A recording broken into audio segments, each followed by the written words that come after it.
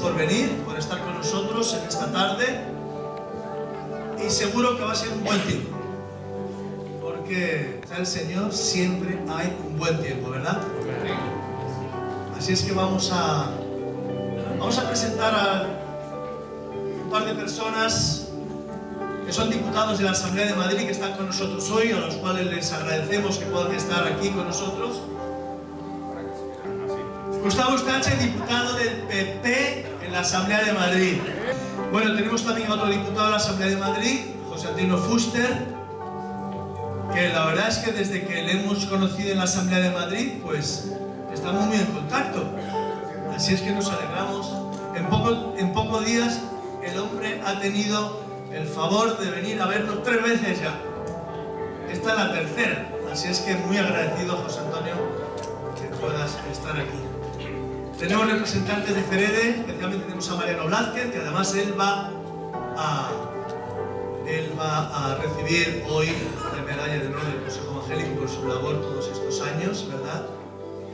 Y bueno, pues muy bienvenidos a todos. Tenemos a representantes de la Facultad Teológica Unión Evangélica Bautista de España, ya se me olvidan las siglas, con un montón de chicos, bueno, chicos, no sé, de jóvenes, porque chicos que han venido también. A ver, ¿cuántos hay aquí de la facultad? A ver, por favor, levantad la mano. Ah, mira, les ha tocado allá atrás. Muy bienvenidos a todos. Dios os bendiga. Gracias. Pues es que vamos a pasar un buen tiempo. Tenemos a toda la representación del Coro Evangélico Unido de Madrid, que también nos bendicen mucho porque están prácticamente en todos nuestros eventos de celebración del Día de la Reforma. Es que muchas gracias a todos por estar aquí. Vamos a tener un momento de oración con nuestro presidente, Paco Sánchez, y vamos a continuar. Adelante.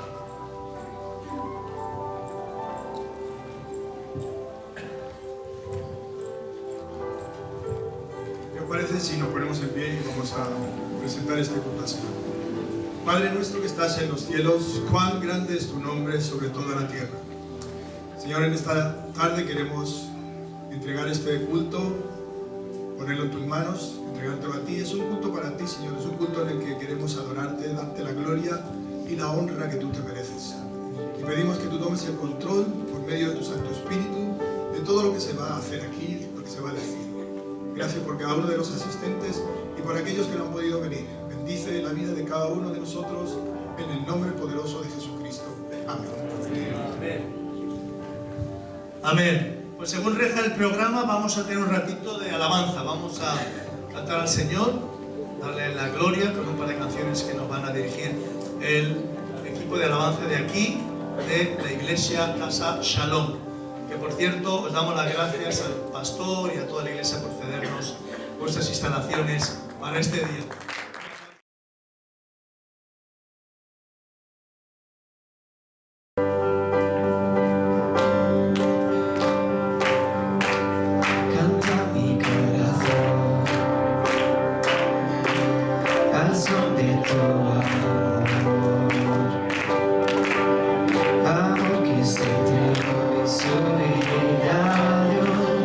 Sufrió todo el dolor.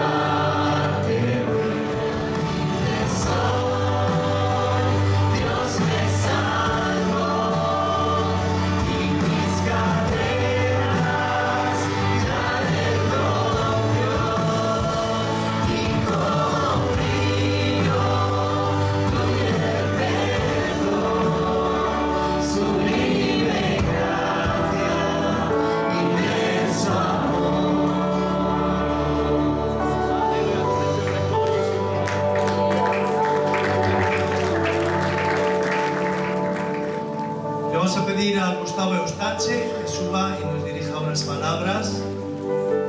Algunos sabéis, él es hermano en la fe, es la primera vez, la segunda vez que tenemos un creyente evangélico en la Asamblea de Madrid como diputado, así es que nada, él nos va a dirigir una palabra. Muchísimas gracias, Dios le bendiga. Es un honor, un privilegio estar aquí compartiendo esta fecha tan importante, ¿no?, para los creyentes. Agradezco también el acompañamiento de nuestro compañero diputado también por Vox, hay que aclararlo, y decirles que no conocía esta iglesia, que es un privilegio ver un local tan bonito, tan bien acondicionado y lo más importante, ¿no?, lleno de gente. Así que para mí es un honor estar aquí compartiendo con ustedes. Soy diputado de la Asamblea de Madrid por el Partido Popular, soy presidente de la Comisión de Digitalización y luego mi cargo orgánico de partido es secretario de Nuevos Madrileños. Es esa secretaría que se encarga de trabajar todas esas personas que cambiaron su país de nacimiento por Madrid y que encontraron en Madrid ese nuevo hogar.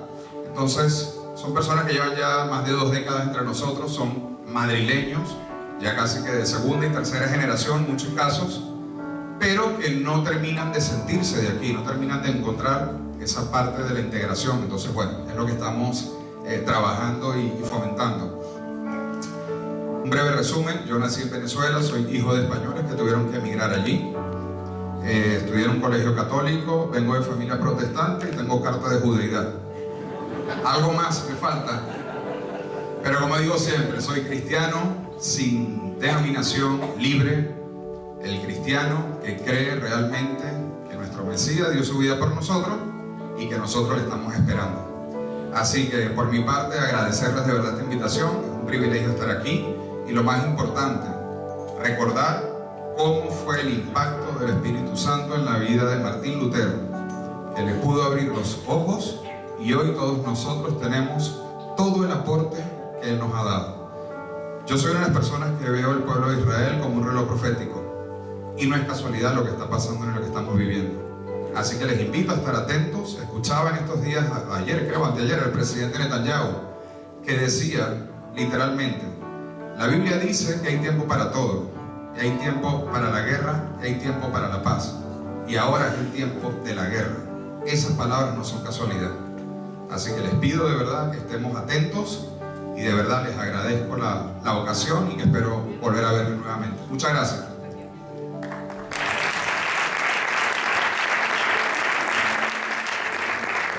Bueno, continuamos entonces con José Antonio Fuster. Shalom. No hay una palabra más hermosa, además en estos días. La verdad es que me gustaría muchísimo tener la capacidad de oratoria y de retórica que tienen vuestros pastores, que tiene también esa gente abyecta del Partido Popular. Pero yo solamente puedo deciros lo encantado que estoy, lo honrado que estoy de verdad de estar aquí. Yo no soy evangélico, no soy protestante, soy católico, pero es verdad que toda mi adolescencia la pasé en un pequeño pueblecito de Michigan con unos padres adoptivos maravillosos que me llevaban todos los domingos a la iglesia presbiteriana, de los cuales aprendí mucho, sobre todo conceptos que hoy parecen olvidados, pero que vosotros, los evangélicos, tenéis muy presentes: familia, dignidad, vida, la esperanza. Tenéis vuestros hijos, la familia nuclear, cosas que para nosotros, y de verdad para los que somos, yo sé que también los del Partido Popular de vez en cuando, pero para los de Vox son importantísimas. Os quiero agradecer de verdad la cercanía de la Iglesia Evangélica también, pero sobre todo del Consejo Evangélico, porque no sé si lo sabéis, pero ellos vienen a rezar por nosotros y con nosotros todos los jueves que hay pleno. Y para mí es una presencia muy, muy agradable. De verdad, saber que hay alguien rezando por nosotros, que de verdad que a veces lo necesitamos. Bueno, necesitamos siempre, pero es que últimamente cada vez más. No vengáis a los plenos, porque no sé. Yo, lógicamente, nosotros somos sensibles a la labor realizada por las iglesias evangélicas en España desde hace décadas, y por eso estamos aquí en este acto. Y fijaos, antes que yo podría conmemorar la Reforma Protestante, puedo hacerlo perfectamente porque creo que aportó grandes cosas a Europa, grandes cosas al mundo. Es verdad que los cismas nunca son agradables, pero una parte importante de lo que fue de verdad el espíritu nacional, el patriotismo, nace de esa Reforma Protestante. Y para nosotros es vital ahora mismo la soberanía de las naciones y su defensa. Por eso simplemente siempre tendríamos que conmemorarlo. Pero hay algo que para mí es más importante. Cada vez que han terminado, cuando han terminado las canciones, ha aparecido la cruz. Esa cruz fue la que nos unió a todos en la mayor obra civilizatoria de la humanidad, que fue el descubrimiento de América.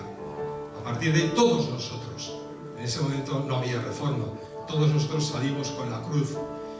Y de alguna manera, no de alguna manera, ahora mismo está volviendo a nosotros una fuerza tremenda desde las naciones hermanas de la Iberosfera, está volviendo a nosotros una fuerza civilizatoria de recuperación evangélica y evangelizadora. Yo os digo, soy un pecador, por supuesto, como todos, yo más. Pero mi pecado, ahora que no nos está viendo nadie, que no nos está grabando nadie, es sobre todo el de la envidia. Ya he dicho que envidio la capacidad de Manuel o de Paco para hablar. Pero envidio sobre todo el facsímil que le han regalado al consejero de presidencia, que además es del PP. Pero bueno, me he confortado con lo que me han regalado, con el Evangelio según Lucas. Y iba yo para la asamblea y lo he abierto para ver si había algún mensaje, como hacía mi padre presbiteriano. Y lo que he leído es exactamente esto, la parábola de la moneda perdida. ¿O qué mujer que tiene 10 monedas, si pierde una, no enciende la lámpara, barre la casa y busca con cuidado hasta encontrarla?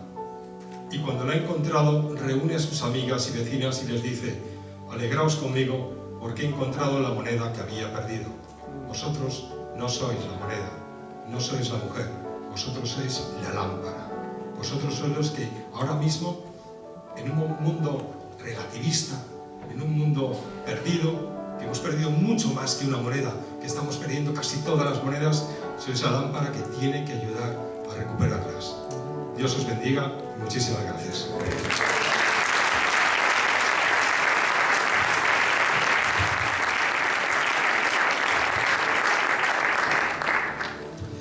Esta mañana en el acto institucional estaban Mercedes Murillo y Inés Mazarrasa, que normalmente ellas suelen estar, hasta ahora habían estado en nuestros cultos de celebración, pero obviamente pues hoy al ya terminar casi toda la mañana no han podido estar, pero me han enviado saludos, que es la subdirectora general de Libertad Religiosa y también la directora de la Fundación Pluralismo y Convivencia. Es que me ha dicho, por favor Manuel, dale saludos a toda la congregación porque nos hubiera gustado estar, pero hay que trabajar.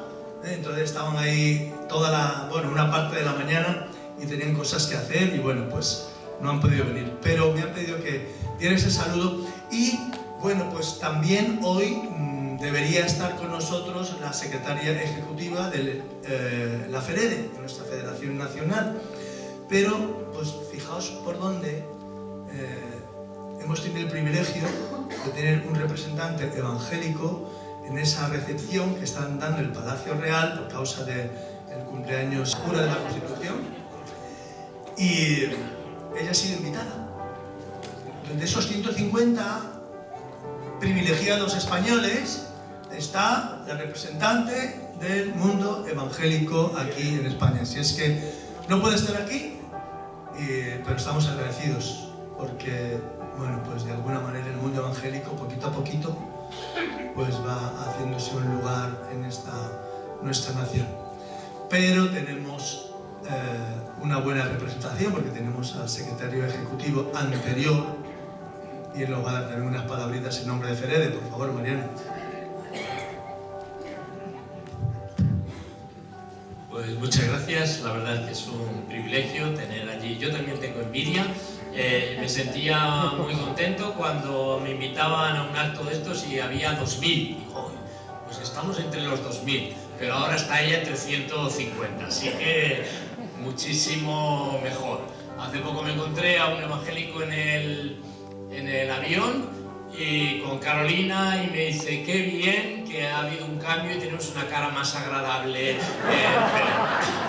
Estábamos los dos allí y yo tuve que coincidir que tenía muchísima razón. Así que en nombre de Carolina Bueno, nuestra primer representante de la Federación en asuntos protocolarios, pues os transmito un saludo afectuoso y fraternal. Sé que le hubiera gustado estar aquí, pero ha dicho que tenéis que conformaros con la cara menos agradable. Así que aquí estamos, encantados también de estar con vosotros y de conmemorar este 506 aniversario de la Reforma.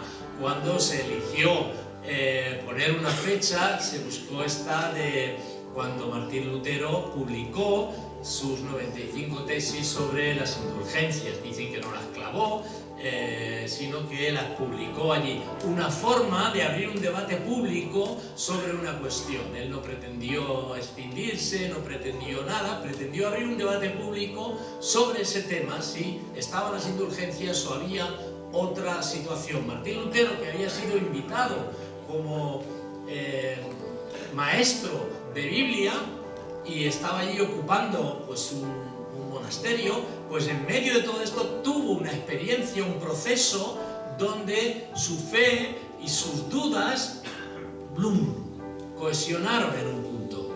El proceso podría resumirlo en 3 o 4 puntos que os voy a dejar muy brevemente, muy esquemáticamente. El primero pudo ser el libre examen. Lutero quiso acercarse a la Biblia, a la palabra, de manera libre. Había muchos comentarios, traducciones. Libre examen no es libre interpretación. Es acercarse al texto de la palabra sin condicionantes.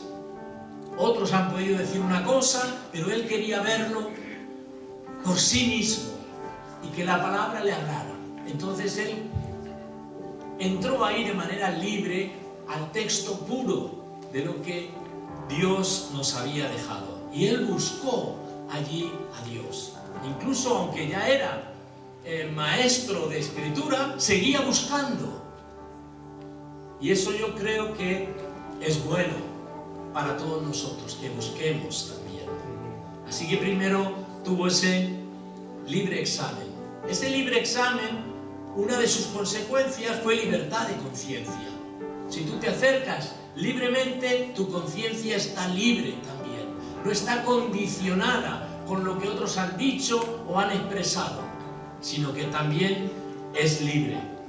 Pero una tercera parte muy importante en su proceso vital, donde resulta que sus dudas y sus convicciones y sus dudas teológicas se arman y se integran, lo que se llamó incluso por él la experiencia de la torre. En un lugar donde él, alto, reflexionaba sobre la palabra, tuvo una experiencia donde encontró que la fe que él tenía en Dios coincidía con la gracia que Dios había depositado sobre todos nosotros. La fe y la gracia, y además la escritura. Y encontró que el convencimiento o la doctrina o la teología se mezclaban también con una experiencia personal con Dios. Y ahí posiblemente nació un nuevo Lutero. Un Lutero que pudo enfrentarse a las dificultades y tuvo un tercer principio, no sé cuántos he dicho, sí, el tercero, que ya no era la libertad de conciencia, sino casi todo lo contrario.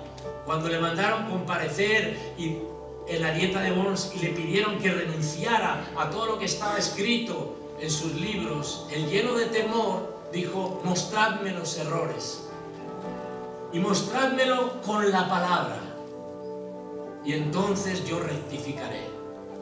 Pero no con otra cosa, con la palabra de Dios, porque mi conciencia ya no es libre. Dijo: mi conciencia está cautiva por lo que Dios ha dicho, porque defiendo que ahí está la verdad. Él decidió someter su pensamiento, su espiritualidad y su conciencia a la voluntad de Dios. Y de ahí empezó toda una renovación que afectó a Europa, que afectó al mundo entero. Y cuando al final de su vida le preguntaron por todo eso, él dijo: no, yo no hice nada, lo hizo la palabra, y al ser libre produjo efecto en todos nosotros. Que a él sea la gloria y a su palabra. Muchas gracias.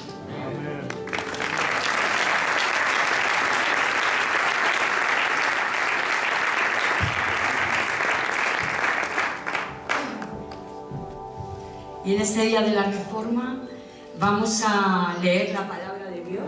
Vamos a leer la palabra de Dios y vamos a ir al libro de Salmos, en el capítulo 46, los versículos del 1 al 11. Dios es nuestro amparo y fortaleza, nuestro pronto auxilio en las tribulaciones. Por tanto, no temeremos, aunque la tierra sea removida y se traspasen los montes al corazón del mar, aunque bramen y se turben sus aguas y tiemblen los montes a causa de su braveza. Del río sus corrientes alegran la ciudad de Dios, el santuario de las moradas del Altísimo. Dios está en medio de ella, no será conmovida. Dios la ayudará a clarear la mañana. Bramaron las naciones, titubearon los reinos. Dios dio él su voz, se derritió la tierra. Jehová de los ejércitos está con nosotros. Nuestro refugio es el Dios de Jacob. Venid, ved las obras de Jehová, que ha puesto asolamientos en la tierra, que hace cesar las guerras hasta los fines de la tierra, que quiebra el arco, corta la lanza y quema los carros en el fuego. Estad quietos y conoced que yo soy Dios. Seré exaltado entre las naciones, enaltecido seré en la tierra. Jehová de los ejércitos está con nosotros. Nuestro refugio es el Dios de Jacob. Amén. Y vamos a continuar con otra lectura bíblica en la carta del apóstol Pablo a los romanos, en el capítulo 5, versículos del 1 al 11. Justificados, pues, por la fe, tenemos paz para con Dios por medio de nuestro Señor Jesucristo, por quien también tenemos entrada por la fe a esta gracia, en la cual estamos firmes y nos gloriamos en la esperanza de la gloria de Dios. Y no solo esto, sino que también nos gloriamos en las tribulaciones, sabiendo que la tribulación produce paciencia, y la paciencia prueba, y la prueba esperanza, y la esperanza no avergüenza, porque el amor de Dios ha sido derramado en nuestros corazones por el Espíritu Santo que nos fue dado. Porque Cristo, cuando aún éramos débiles, a su tiempo murió por los impíos. Ciertamente apenas morirá alguno por un justo. Con todo, pudiera ser que alguno osara morir por el bueno, mas Dios muestra su amor para con nosotros en que, siendo aún pecadores, Cristo murió por nosotros. Pues mucho más, estando ya justificados en su sangre, por él seremos salvos de la ira. Porque si siendo enemigos fuimos reconciliados con Dios por la muerte de su Hijo, mucho más, estando reconciliados, seremos salvos por su vida. Y no solo esto, sino que también nos gloriamos en Dios por el Señor nuestro Jesucristo, por quien hemos recibido ahora la reconciliación. Muchas gracias.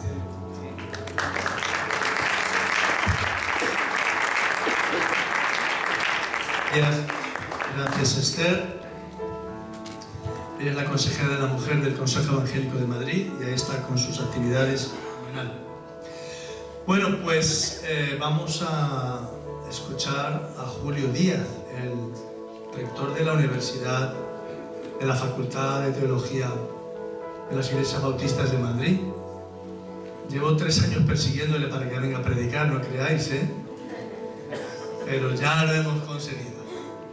Así es que, Julio, por favor, ven y comparte la palabra que el Señor ha puesto para nosotros hoy en tu corazón.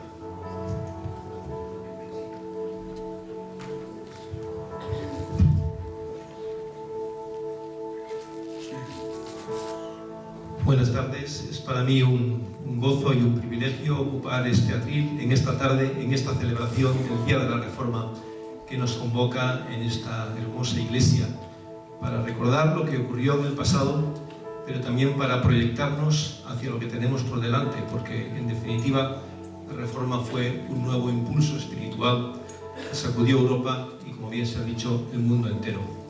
Es cierto que para el pueblo evangélico protestante la fecha del 31 de octubre de 1517 es muy significativa, porque es la fecha, como bien Mariano ha mencionado, que se considera el inicio, formalmente hablando, de la Reforma protestante. Pero no habría un 31 de octubre de 1517 sin lo que pasó 4 años antes. Y permitidme una pincelada histórica que se suma a la que ya Mariano ha explicado también. Martín Lutero era profesor de Sagrada Escritura en la Universidad de Wittenberg, en la Sajonia Central, una universidad fundada por el príncipe elector Federico III de Sajonia, uno de sus profesores más apreciados.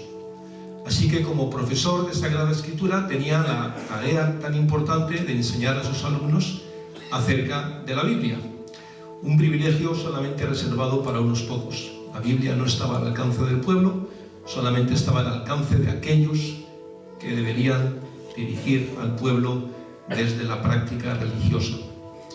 Así que entre los meses de abril y mayo de 1513, Martín Lutero estaba preparando sus lecciones sobre los Salmos. Eran las lecciones que iba a dar a partir del verano. Así que, conforme a su costumbre, comenzó a leer el libro de los Salmos. Él hacía una primera lectura, hacía sus anotaciones y después estudiaba capítulo por capítulo de una manera mucho más certera, más cercana, más profunda.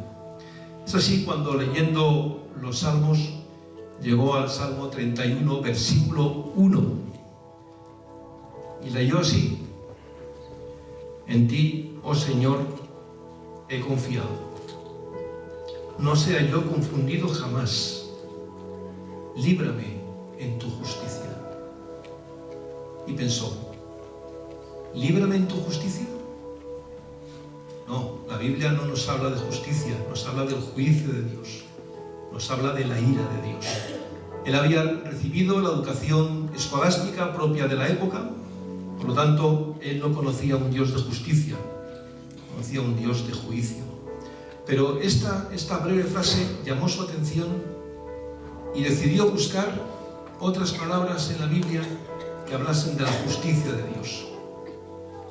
En esa época no había concordancia, así que tenía que ir avanzando a través de los libros de la Biblia hasta que llegó a la epístola a los Romanos, capítulo 1, y leyó así en los versículos 16 y 17: Porque no me avergüenzo del Evangelio, porque es poder de Dios para salvación a todo aquel que cree, al judío primeramente y también al griego, porque en el Evangelio la justicia de Dios se revela por fe y para fe, como está escrito: mas el justo por la fe vivirá. Y estas palabras penetraron profundamente su corazón, sus pensamientos. Así que en las semanas siguientes decidió seguir profundizando en su estudio acerca de la justicia de Dios. Y después de un tiempo, allá por el otoño de 1515, Martín Lutero hizo algo que era necesario para que tuviese lugar esa reforma protestante. Tuvo una experiencia personal de conversión a Jesucristo. Se confesó ante el Señor como pecador y se acogió a los méritos de Jesucristo en la cruz. Y entendió que él no podía ser liberado de la condenación y del apartamiento de la gloria de Dios por sí mismo, sino que tenía que ser por medio de los méritos de Jesucristo. Así que la Reforma protestante comenzó con una conversión a Cristo. Y el año siguiente comenzó a predicar en contra de la venta de indulgencias, hasta que ese 31 de octubre de 1517 dio un paso más y publicó sus 95 tesis, como bien se ha dicho, para provocar un debate teológico, y lo que realmente provocó fue una revolución espiritual. No me avergüenzo del Evangelio. Martín Lutero comenzó a pensar por qué Pablo, el apóstol Pablo, había dicho estas palabras. ¿Acaso el apóstol Pablo se iba a avergonzar de Jesucristo? Así que quiso indagar en las razones por las que Pablo había llegado a esa convicción y a esa afirmación, que finalmente hizo suya. Así que leyó en la epístola a los romanos las 3 razones por las que el apóstol Pablo no se avergonzaba del Evangelio. Y él mismo se propuso no avergonzarse del Evangelio. Y todos los que estamos aquí, que nos sentimos herederos de esa reforma espiritual que comenzó con Martín Lutero, incluso antes que él, con los precursores de la Reforma, también podemos decir con él: no nos avergonzamos del Evangelio. ¿Por qué? Lutero descubrió en la epístola a los romanos que el apóstol Pablo no se avergonzaba del Evangelio porque es la buena noticia acerca de Jesucristo. Y leyó así en Romanos capítulo 5, versículos 8 y 11. Mas Dios muestra su amor para con nosotros en que, siendo aún pecadores, Cristo murió por nosotros. Y no solo esto, sino que también nos gloriamos en Dios por el Señor nuestro Jesucristo, por quien hemos recibido ahora la reconciliación. El Evangelio es la buena noticia acerca de Jesucristo, crucificado por nuestros pecados, como escribirá el apóstol Pablo en 1 Corintios capítulo 15, versículos 1 al 5, crucificado por nuestros pecados y resucitado para nuestra justificación. Martín Lutero descubrió en su estudio de la Biblia que la justificación por la sola fe en Jesucristo como don de Dios fue posible porque Jesús murió y resucitó. Así que el apóstol Pablo en Romanos 4:25 escribió: Cristo fue entregado por nuestras transgresiones y resucitado para nuestra justificación. Por lo tanto, si Jesús hubiera muerto solamente en la cruz y no hubiera así resucitado de entre los muertos, ni la Reforma, ni nosotros, ni todo lo que ocurrió a través de los siglos hubiera sido una realidad.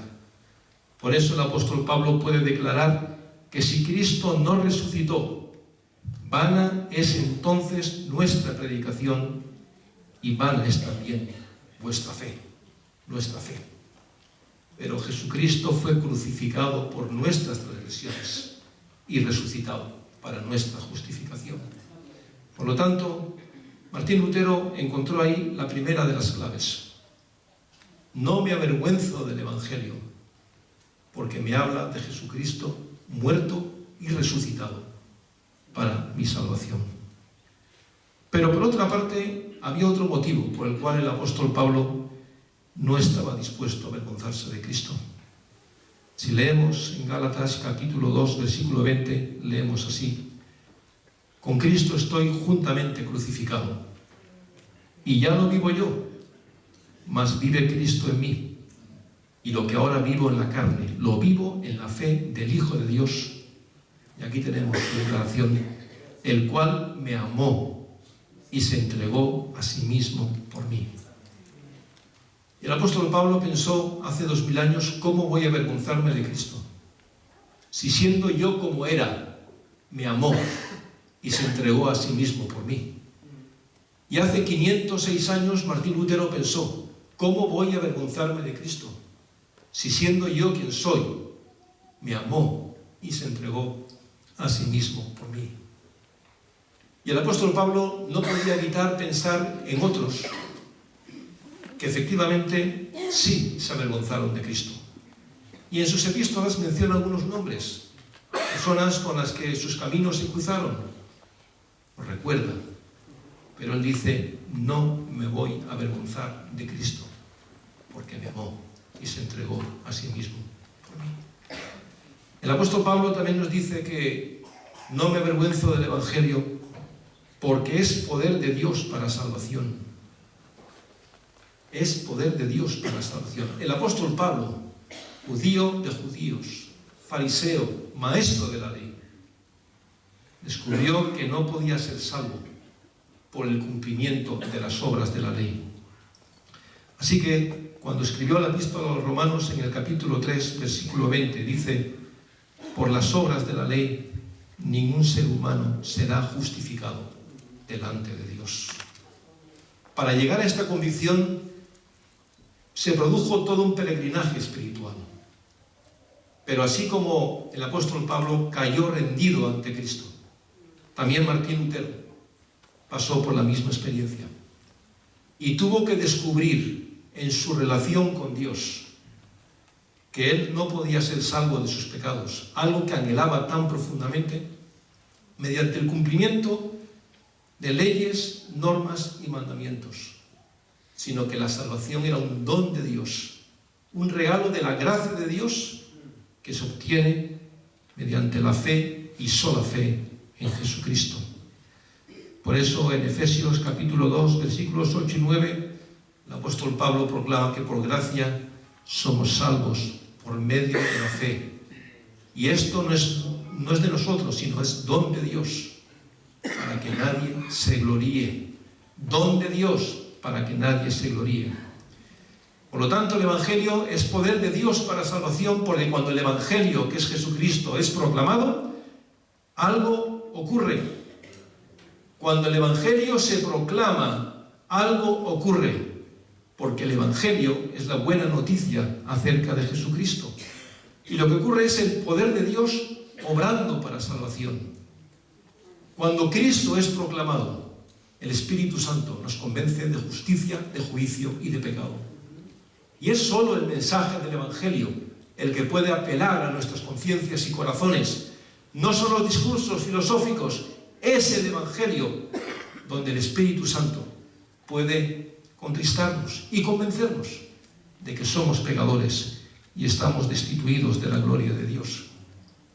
Pero dice el apóstol Pablo que ese Evangelio es poder de Dios para salvación a todo aquel que cree, a los que están lejos y a los que están cerca, aquellos que se sienten tan miserables y tan indignos delante de Dios que piensan que Dios no puede amarles a ellos, y aquellos que sin embargo sí se creen tan cerca de Dios porque sus buenas obras o sus méritos o sus tradiciones les convierten en personas especiales.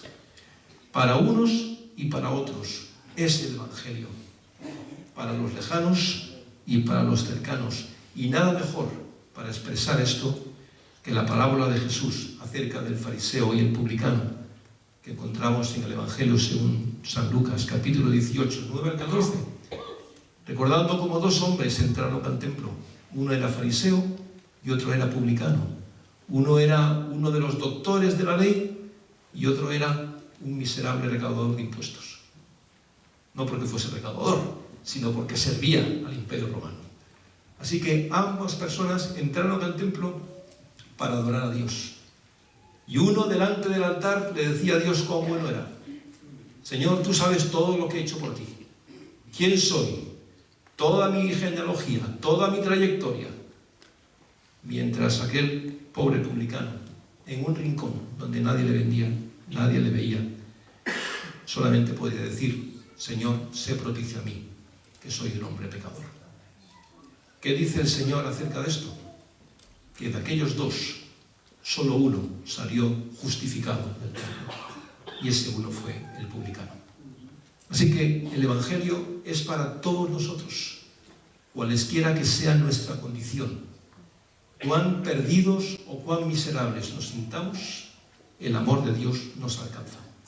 Como alcanzó al apóstol Pablo, como alcanzó a Martín Lutero, como ha alcanzado a generaciones de personas a través de los siglos. Pero aquí es donde el apóstol Pablo, y ahí lo descubrió Martín Lutero, nos habla de la fe para todo aquel que cree. La fe que el autor de Hebreos describe como la certeza de lo que se espera y la convicción de lo que no se ve. La fe que Martín Lutero describió como la confianza viva y osada en la gracia de Dios. Confianza viva y osada en la gracia de Dios. Pero para alguien como el apóstol Pablo, criado en la tradición judía, él sabía que la fe significaba tomar la palabra de Dios. Tomarle la palabra a Dios. Y para todo judío enseñado en la ley, no había mejor ejemplo de esto que lo que ocurrió con Abraham, el padre de los creyentes. Aquel hombre ya de edad tan avanzada, aquel hombre a quien Dios había hecho una promesa que de su descendencia levantaría un pueblo tan innumerable que no se podría contar. Pero el tiempo había pasado y Abraham ya era viejo, su esposa era estéril. Y cuando pensaba que la promesa de Dios ya no se cumpliría, una noche Dios llama a Abraham, dice: Abraham, ven, contempla el firmamento, mira las estrellas. ¿Puedes contarlas? Imposible, ¿verdad? Pues así será tu descendencia, innumerable como las estrellas en el firmamento. ¿Y cuál fue la reacción de Abraham? Creyó la palabra de Dios, le tomó la palabra a Dios y le fue contado por justicia. Porque Abraham no fue justificado por sus obras, fue justificado por creer la promesa de Dios. Esa es la fe. Esa es la confianza viva y osada en la gracia de Dios. Esa es la confianza en las promesas de Dios. Que el que es, el que era y el que será, tiene un sí y un amén. Y lo que Él dice, lo hace. Y finalmente, el apóstol Pablo expresa la tercera razón por la que no se puede avergonzar del Evangelio. Porque el Evangelio revela la justicia de Dios. Eso que Martín Lutero descubrió en el Salmo 31, versículo 1. Eso de que el Señor me puede librar en su justicia, no en juicio, no en ira, no en venganza, no en condenación, en justicia. Porque justicia, en el lenguaje bíblico, significa enderezar lo que está torcido.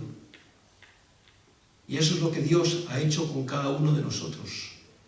Ha tomado nuestras vidas rotas, echadas a perder, y las ha enderezado. Esa es la justificación. Y la buena obra que el Señor comenzó, la perfeccionará hasta el día de Jesucristo. Por eso el Evangelio nos habla de la justicia de Dios. Dios dispuesto a enderezar nuestras vidas cuando ponemos nuestra fe en los méritos de Jesucristo. Porque Dios puede hacer esto por fe y para fe. Porque la fe no es un medio, no es solamente un acto puntual en nuestra vida. No es decir, Señor, creo en ti, que eso es necesario, como lo hizo Lutero, como lo hizo Pablo, sino que es por fe y para fe. Porque por fe andamos y no por vista. Y aquellos que hemos tenido un encuentro con Jesucristo, aquellos que hemos experimentado el nuevo nacimiento que viene del encuentro personal con Él, somos invitados a vivir para fe, vidas de fe. Y vivir la fe significa pasar de muerte a vida. Confiar en Jesucristo significa pasar de muerte a vida, de las tinieblas a la luz, de la desesperanza a la esperanza. Esto no quiere decir que la vida cristiana sea un camino de rosas. Si alguien piensa que seguir a Cristo va a ser tarea fácil, recordemos lo que el Señor decía a los que le seguían. Si alguno quiere venir en pos de mí, niéguese a sí mismo, tome su cruz y sígame. y el Hijo del Hombre no tiene siquiera dónde recostar su cabeza. Pero es para vida. Es lo que el apóstol Pablo descubrió en el libro de Habacuc, capítulo 2, versículo 4, lo que cita en Romanos 1:17. Mas el justo por la fe vivirá. Y nosotros por la fe sabemos que viviremos. Porque el Señor nos ha dado no solamente la vida presente, sino la vida venidera. Porque todo aquel que en Él cree no se pierde, sino que tiene vida eterna. Y cuando Martín Lutero pensó en estas palabras y meditó en ellas y preparó mensajes acerca de estas, hizo suyo ese lema de Pablo: no me avergüenzo del Evangelio. Y hoy nosotros, el pueblo evangélico o protestante de Madrid, uniendo nuestras voces a todo el pueblo de Dios en todo el mundo, decimos: no nos avergonzamos del Evangelio. Ese es el motivo por el cual celebramos el Día de la Reforma. No solo porque Martín Lutero hizo un acto valiente, sino que con ese acto proclamó un mensaje que es eterno. El justo por la fe vivirá. Amén. Que Dios os bendiga y nos bendiga a todos.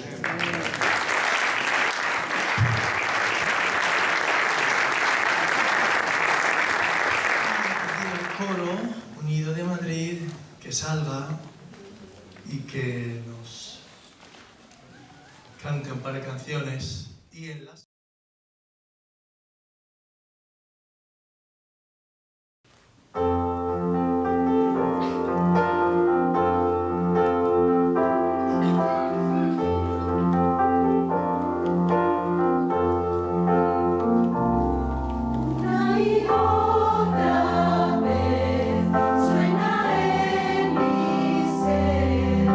Se oye su canción.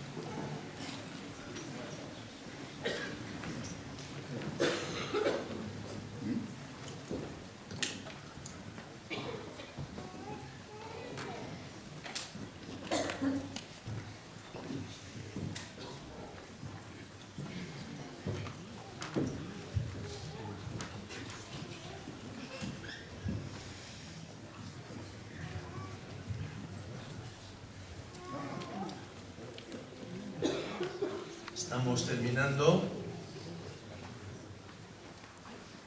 Nos queda uno de los actos que, pues de los que más nos gustan también en esta celebración.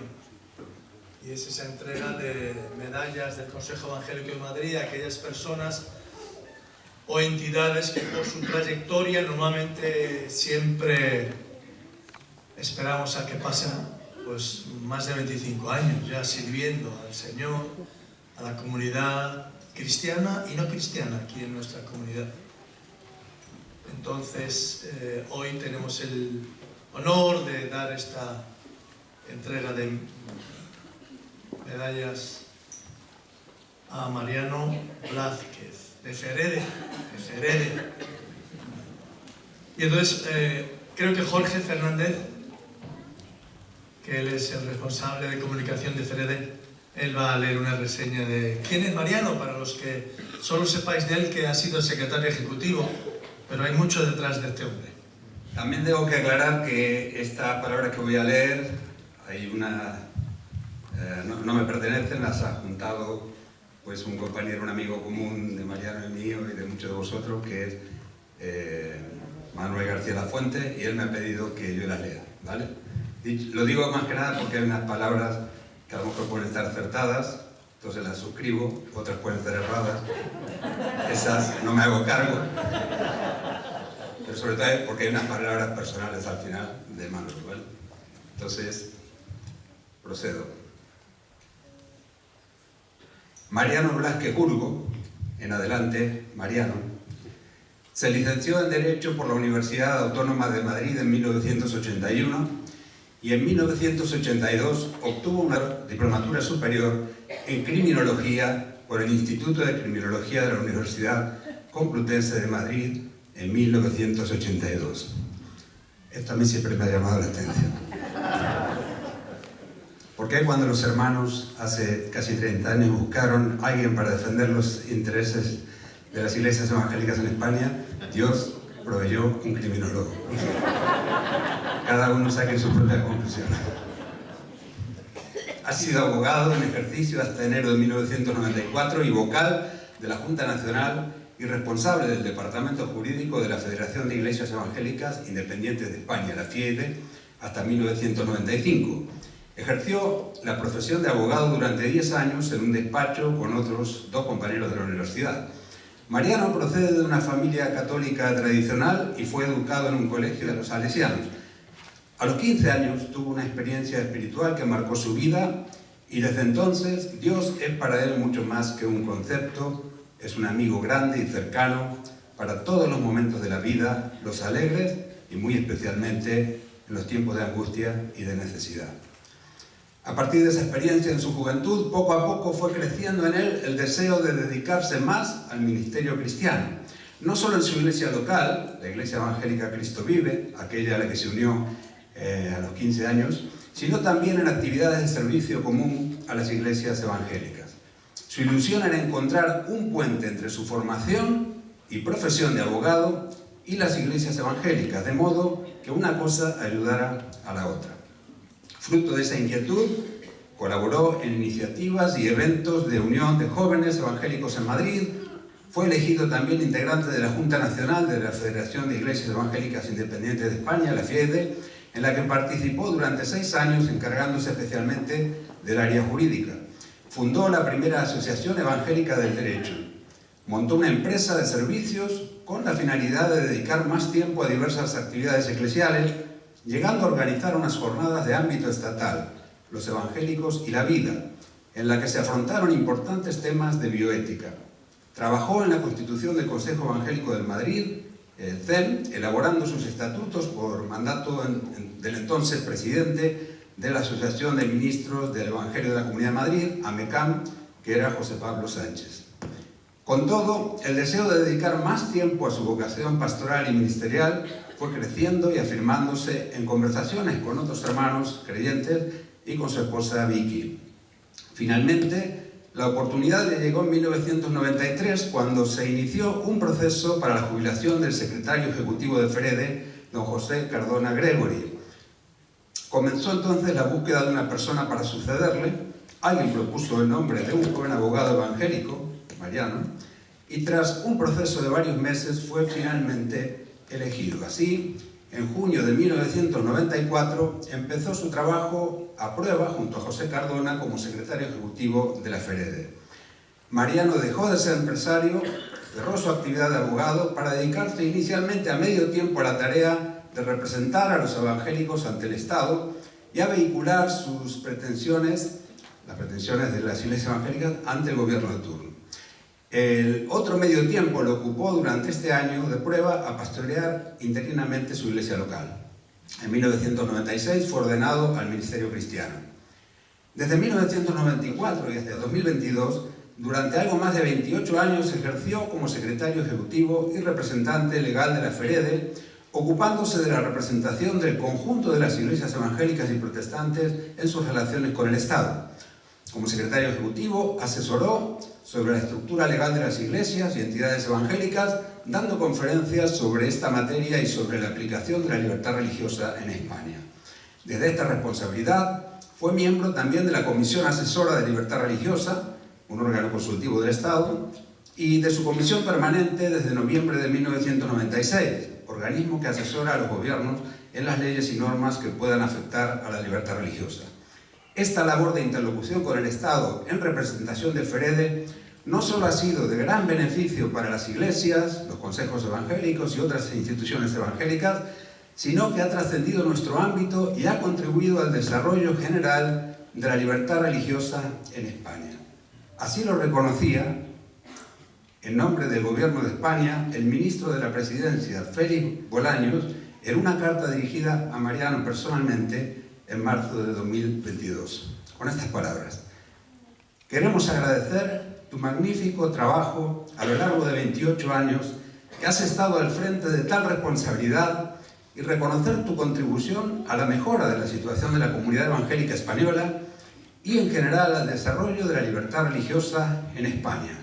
Tu compromiso ha sido constante y desde la Administración hemos contado siempre con un interlocutor fiable y determinado en la defensa de la FEREDE. Esto decía el actual todavía ministro de Presidencia, Félix Bolaños.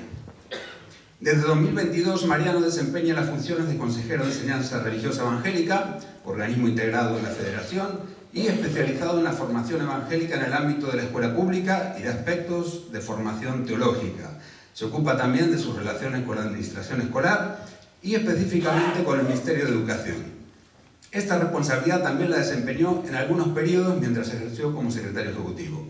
Ha sido promotor de diversas entidades religiosas evangélicas especializadas, como la ya mencionada Asociación Evangélica de Derecho, y de muchos de los consejos evangélicos establecidos en las autonomías.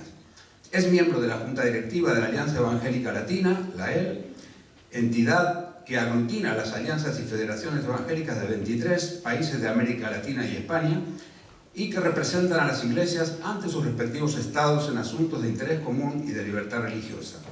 La última tarea destacada de Mariano como secretario ejecutivo fue preparar a su sucesora o a su sucesor al frente de la Secretaría Ejecutiva. Durante 5 años preparó una transición institucional que ha sido modélica en el fondo y en las formas. Transición que concluyó tras un proceso de selección abierto y transparente del nuevo secretario ejecutivo, seguido de un acompañamiento de 1 año junto a la candidata elegida finalmente, Carolina Bueno, antes de que ella asumiera el ejercicio de su cargo en solitario. Y después de todo este recorrido por la trayectoria, que se podrían añadir muchas cosas, unas palabras personales de Manolo para Mariano. Me ha tocado ser taxista de Mariano en multitud de ocasiones.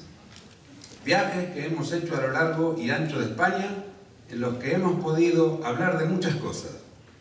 Algunas veces estábamos de acuerdo y en otras no, pero siempre, por encima de cualquier acuerdo o desacuerdo, Mariano me bendijo con su lealtad y su amistad, algo que le agradeceré siempre. Con Mariano puedes discutir, sabiendo que al final, te dé o no la razón, seguirá ofreciéndote un abrazo y te llamará amigo, y lo hará de corazón. No tengo dudas de que la amistad y la lealtad que Mariano ofrece a los demás es fruto de su amistad y lealtad con Jesús. Lo demuestra con su amor por las personas, su deseo de ayudar a todos. Y creo que ese amor es lo que hace que todo su trabajo haya tenido tanto éxito. He visto a veces a Mariano enojarse mucho. Algunos lo hemos visto enojarse mucho. Le enojan las injusticias, las mentiras y la manipulación. Y creo que es en buena medida, gracias a su carácter firme, que en sus casi 30 años al frente de la FEREDE, los evangélicos españoles hayamos podido recuperar mucha de la dignidad que nos fue robada en España durante siglos de intolerancia y difamación. Gracias, Mariano. Como sabéis, soy fotógrafo y he hecho muchas fotos a Mariano. Creo que he hecho yo más fotos de Mariano que Vicky, su esposa. Pero me resulta imposible resumir la vida de Mariano en unas pocas fotos. Como sabéis, para mí, querido Mariano, la mejor foto es la que todavía no te he hecho, porque sé que Dios seguirá usándote, al igual que lo hizo en el pasado. Y todos podremos seguir disfrutando de tus bromas, aprendiendo de tus enseñanzas y viendo la obra de Jesús a través de tu vida. Gracias, Mariano, dice Manolo, y yo suscribo. Dios te bendiga.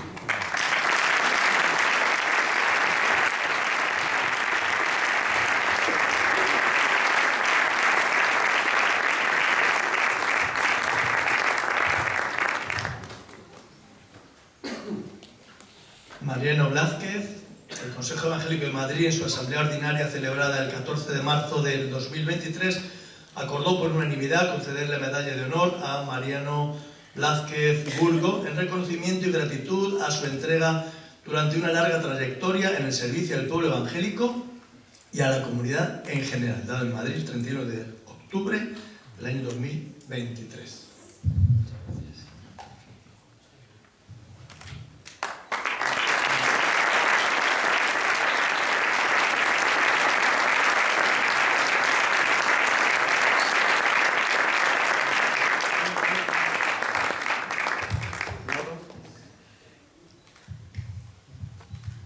Vamos a pedir que nos dé unas palabritas. Gracias por no haberme tirado la medalla porque pesa, ¿eh? Pero está bien. Yo no tengo conciencia solamente de haber intentado ser fiel y trabajar.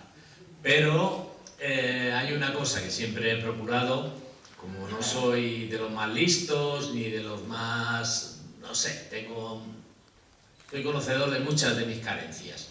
Entonces he procurado ponerme al lado de gente que consideraba mejor y trabajar con ellos. Uno era el Manolo, que no solamente ha sido allí, ha sido un gran peleador en todas las cuestiones.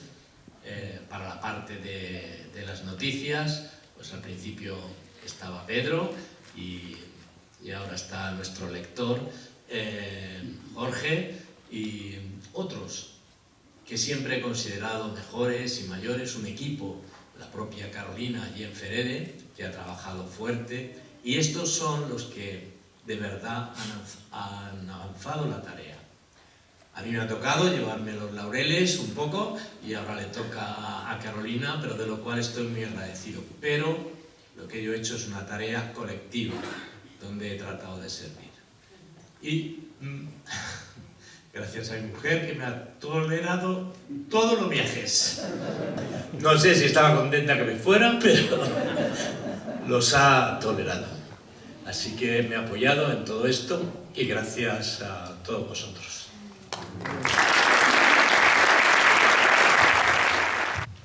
La Facultad de Teología de la Unión Evangélica Bautista de España celebró hace poco tiempo, este año, su centenario. Entonces, ha sido algo a nivel nacional, pero en Madrid también llevan muchísimos años y consideramos que era el momento también de darles esta medalla. Así es que el Consejo Evangélico de Madrid, en su asamblea ordinaria celebrada el 14 de marzo del 2023, acordó por unanimidad conceder la medalla de honor a la Facultad de Teología de la Unión Evangélica Bautista en reconocimiento a la labor desarrollada en nuestra comunidad a lo largo de los años y al servicio del pueblo evangélico y de la comunidad en general, dado en Madrid 31 de octubre de 2023. Así es que venid los que tengáis previsto para recibir la medalla Julio Díaz. Bueno, pues hacemos entrega de esta medalla con todo nuestro cariño también por toda vuestra labor.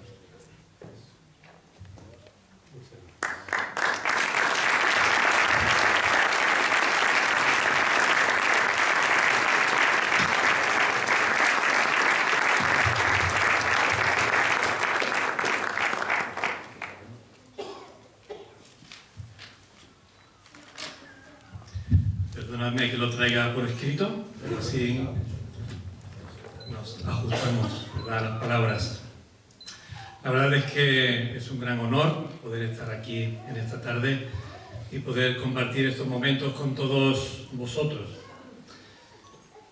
Que en la actualidad la Facultad de Teología de la UEB tenga programas de grado y máster en teología acreditados, programas de estudios propios, tanto en modalidad presencial como a distancia, centros de estudios territoriales aquí en Madrid, en la Comunidad Valenciana, en Andalucía y en Canarias.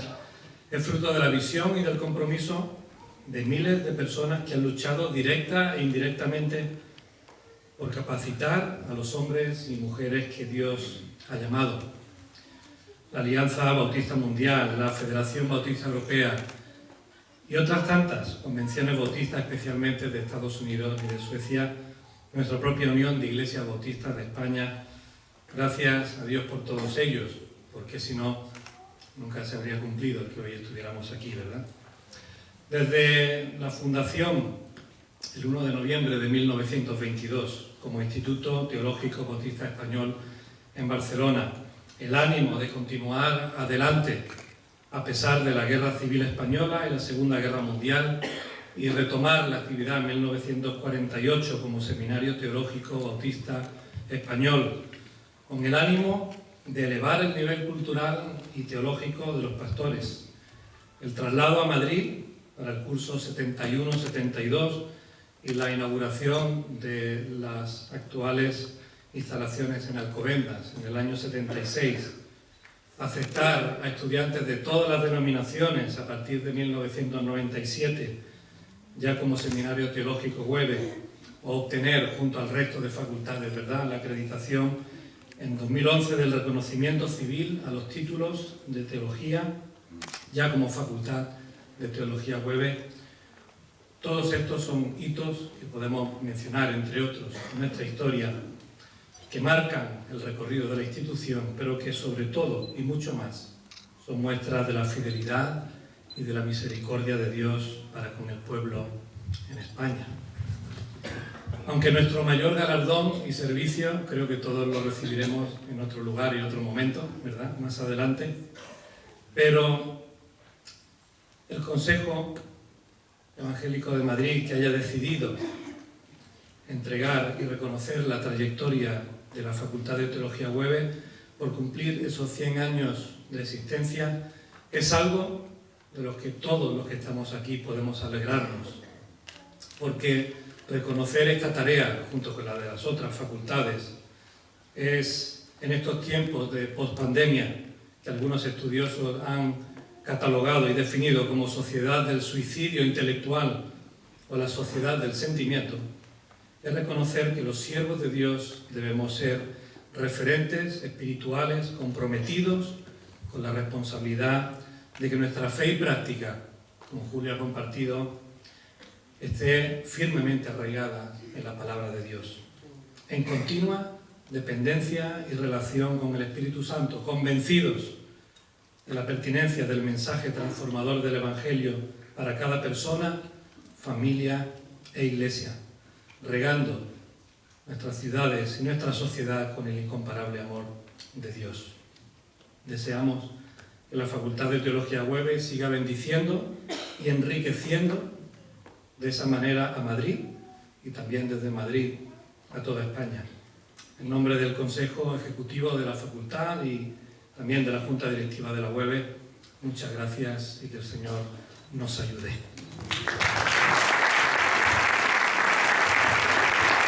Muchas gracias. La verdad es que nos hemos repetido un poco, Sergio. La cuestión es que, como bien ha dicho Sergio, en 1922 se celebró en Madrid una reunión que había promovido la Foreign Mission Board para aunar iniciativas en el ámbito bautista, y una de esas iniciativas pues era la fundación del Instituto Teológico Bautista de Barcelona. He encontrado una cita de Niels Bengtsonen, que es el primer director del instituto, y dejaba bastante clara la misión y la visión de la institución, y creo que siguen teniendo vigencia a día de hoy. Dice: lejos de fabricar pastores, nuestro objetivo es ayudar a los jóvenes creyentes deseosos de entregarse por completo al servicio de Cristo, donde ya han demostrado una cierta aptitud y una vocación determinada. Yo creo que estas palabras son tan firmes y tan vigentes en 1922 como ahora. Y bueno, la verdad es que no os voy a aburrir con más datos porque Sergio también ha hecho ahí una buena aproximación, pero sí que hay 3 puntos que son determinantes en la historia del seminario, de la facultad. Como bien ha dicho Sergio, en 1948 el retomar de las actividades después de una dificultad económica provocada por décadas de penurias económicas en Estados Unidos, ya que ellos son los que, la Convención Bautista del Sur, eran los que más financiaban el instituto, y bueno, como ya sabéis, el crack del 29 pasaron algunas cosas. Y el siguiente punto también determinante es la mudanza que se hizo a la parcela que hay ahora de la Facultad de Alcobendas, que he leído por allí que hubo alguna discusión sobre si mudarse o no mudarse, un poco como ahora también. Pero la verdad es que la finca que tenían en ese momento, en 1976, ahí parecía que estaba un poco pues como Barajas, ¿no? Que estaba lejos de todo en esa época, y ahora es prácticamente el corazón de la ciudad, y es una ubicación casi perfecta para poder dar testimonio también con las instalaciones. De hecho, yo cuando conocí el seminario, la facultad, por primera vez, yo era bastante pequeño, no sé si tendría 8 o 9 años, y ahí hay una zona en el jardín en la que pensaba que tenía que haber una piscina, y pues por lo que sea sigue sin haberlo, pero yo creo que debería haberla en algún momento. Y el tercer punto también determinante en la historia, como también ha mencionado Sergio, es el 2011 la acreditación que consiguió también por mediación de FEREDE, también como una iniciativa en el ámbito protestante del reconocimiento civil de los estudios de grado y de máster, que han sido también una evolución en la calidad y en el interés por la excelencia que tiene nuestra facultad, y por supuesto también las otras instituciones de enseñanza. Pero al final, bueno, lo que nos ocurre aquí es que cuando vamos a cuando queremos honrar una institución, a mí personalmente se me queda un poco raro, ¿no? Porque dices, ¿a qué le estamos dando el premio? ¿Al edificio? ¿Le estamos dando el premio al NIF? ¿Se lo estamos dando a los estatutos? Pues al final se lo estamos dando a las personas, ¿no? A estas personas que han contribuido durante 100 años a ser parte de esta misión, de esa iniciativa que hubo hace 100 años. Y bueno, yo tengo algunos nombres que simplemente los había apuntado por nombrar, pero es verdad que hay muchísima más gente, ¿no? Pues el propio Nils, Vincent, José, Julio, Fernando, Sergio, David, Joaquín, Daniel, Josep, Esteban, y también estudiantes con los que yo personalmente he tenido más relación, ¿no? Pues Priscila, Santi, Davis, Josué, Armando, Cristina, Rodrigo, Miriam, Daniel, Sebas, Vika, Keila, Martina, bueno, pues muchísimos nombres, que son cientos de estudiantes también, decenas, también cientos de profesores que durante 100 años han estado trabajando al servicio de las vocaciones cristianas también, para desarrollar y para descubrir esos talentos escondidos y impregnar, imprimir los conocimientos y las vocaciones que yo solo me apunté al máster por aprender más, yo no quiero ser pastor, a mí no me... pero sí que hay muchísimos jóvenes que son el futuro del ministerio, y había que honrar esta institución y a sus personas, así que muchísimas gracias. Bueno, como nos hemos comido mucho tiempo, más de lo que teníamos previsto, vamos a terminar directamente y le vamos a pedir al consejero de Cultura del Consejo Evangélico que nos despide en oración. Y con esto ya terminamos y nos podemos ir dando las gracias a todos. Si podemos ponernos en pie.